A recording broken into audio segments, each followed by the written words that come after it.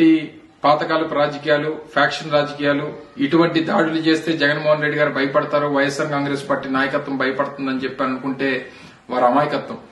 గతంలో ఇదే విజయవాడ ప్రాంతంలో వంగవీటి మోహనరంగ చావుకి, ఆయన మరణానికి, ఆయన హత్యకు కారకులైనటువంటి ఇదే తెలుగుదేశం పార్టీ ఇప్పుడు మళ్లీ తిరిగి జగన్మోహన్ రెడ్డి గారిని మీద దాడి చేస్తే జగన్మోహన్ రెడ్డి గారు వెనకడుగేస్తారు, లేదా ఆయన రోడ్ షోలు మానుకుంటాడు, ఆయన సమావేశాలు మానుకుంటాడు అనుకుంటే అమాయకత్వం.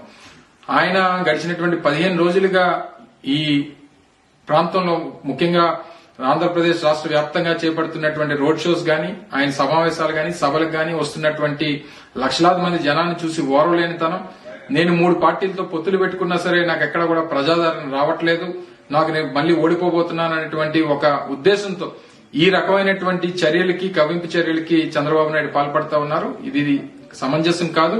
ప్రజలు, ప్రజాస్వామ్యం అన్నిటికంటే గొప్పది. డెఫినెట్ గా రేపు రానున్నటువంటి కాలంలో, రేపు మే 13వ తారీఖున జరగబోయేటువంటి ఎన్నికల్లో మళ్లీ 2019 ఫలితాలనే ప్రజలు రిపీట్ చేస్తారు. జూన్ 4వ